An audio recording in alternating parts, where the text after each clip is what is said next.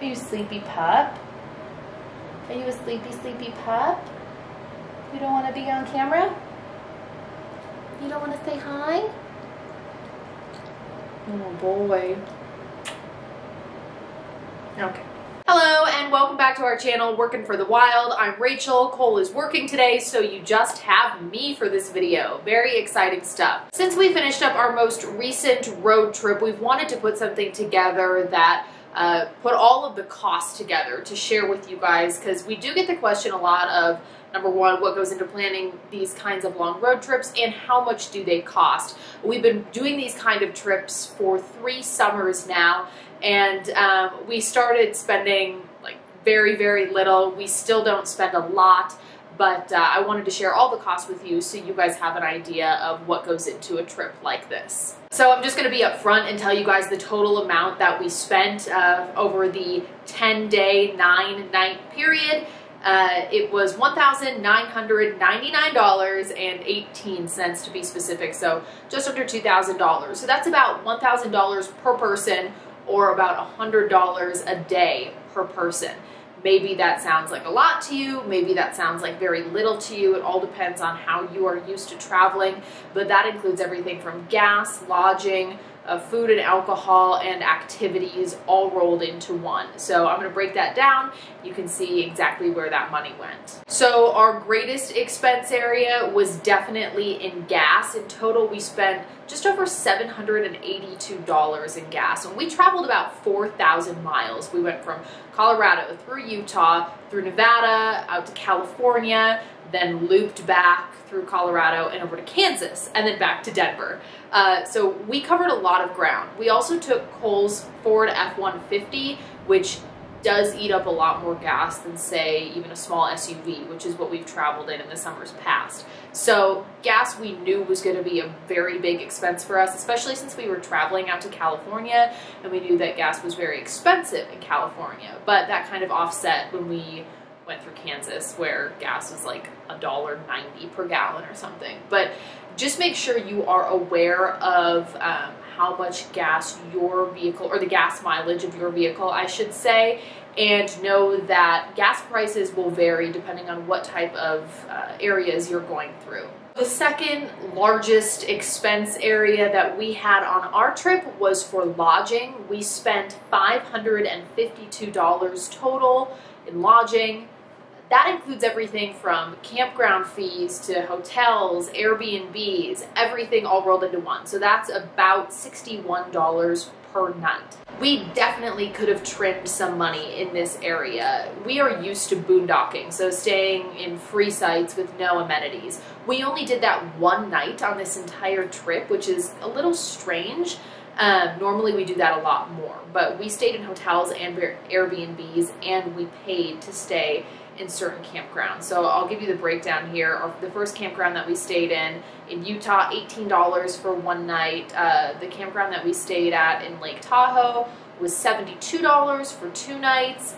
Then we stayed at the worst campground ever outside of Sequoia National Park. That was $69 for one night. It was horrible. I'll get back to that. But then in Utah, again, we stayed at another place, $20 a night. We stayed at a hotel in Ouray, Colorado, which is a super touristy, beautiful area. That was $194 for one night. And yes, that included taxes. And yes, we got to use their hot springs there that are exclusive for guests. But that is a lot of money for one night in a hotel, for us at least. I mean, maybe you're used to traveling that way. We are not. We just really wanted to stay in a hotel one night.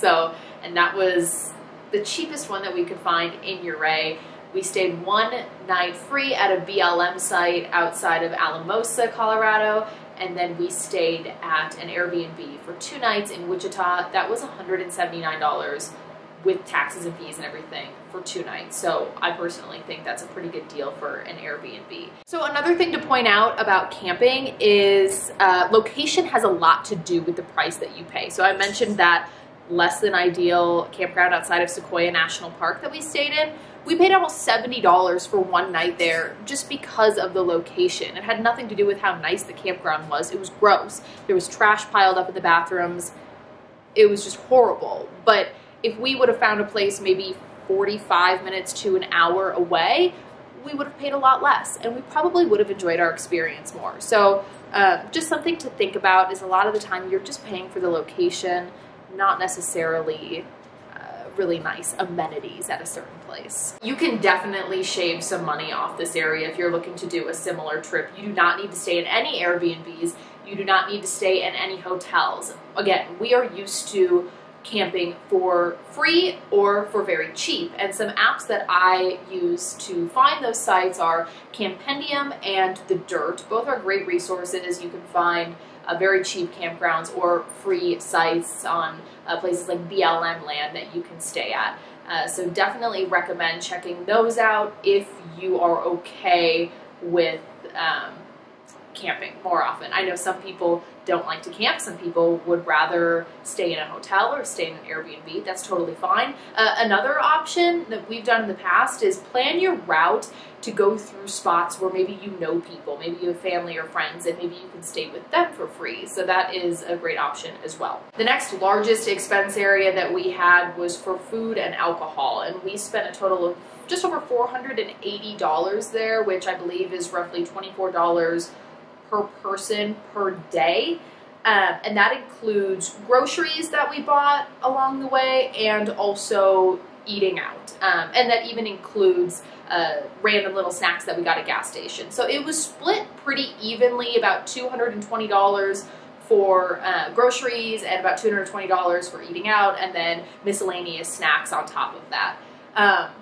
Yeah, again, you could easily cut some costs here. You do not need to eat out at all. That really adds up quickly. It might just seem like, oh, we're gonna grab, you know, a sandwich on the road here, and then maybe dinner on the road there, and maybe we'll have one meal here. But there was one day that we spent $65 just on lunch because we went to a brewery after a long hike. We wanted to reward ourselves, and we each got 2 drinks and 2 meals, and I think we got an appetizer too. And we ended up spending $65, which isn't that much for the amount of food that we got, but we didn't need to do that. We could have just made sandwiches like we do most days. We usually cook our breakfast in the morning, or if we're driving, we'll have a granola bar or a protein bar or something like that. We'll stop and make sandwiches for lunch, and then we like to cook at our campsite for dinner as well. Maybe that's not your style. Maybe you prefer to go to restaurants. Totally an option, but it, of course, will cost you more than buying groceries. So looking at the list of expenses that we have from this most recent trip, we definitely could have trimmed out some of the fast food. I think we got fast food like 4 or 5 times, and you don't even notice how often you're getting it until you look at all of it. Like, we got fast food for breakfast one day, for lunch one day. I think we got it for dinner one night that it was pouring rain and we were driving. We didn't want to cook once we got to the campsite, so we got Arby's.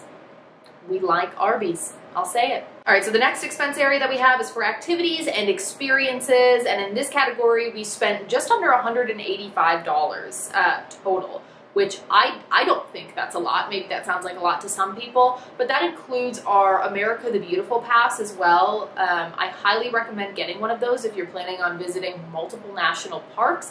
It's $80. It lasts for an entire year, and it allows you to get into every national park. So if you're planning on going to 2 or 3 national parks, probably get the America the Beautiful Pass, because some parks can cost as much as $40 per vehicle just to get in. So it really pays for itself.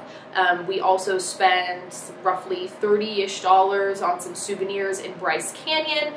Didn't need to get those, but we wanted to. And we also spent $70 to go to the hot springs in Pagosa Springs, Colorado. It was $35 per person. We did not get our money's worth in that situation. If you've watched our videos, you know that we got rained out. So that was not money well spent. So all of those expenses combined is how we get to the just under $2,000 total for our 10-day, 9-night road trip. I included just about everything in these costs except for little things like firewood, and I think we got like a tire pressure gauge along the way, but I don't even know where to put that stuff. Another thing to point out is we didn't have to spend really any money on like camping supplies because we already have everything. If this is your first time going out, you'll probably have to spend some money on those types of things like tent, sleeping bag.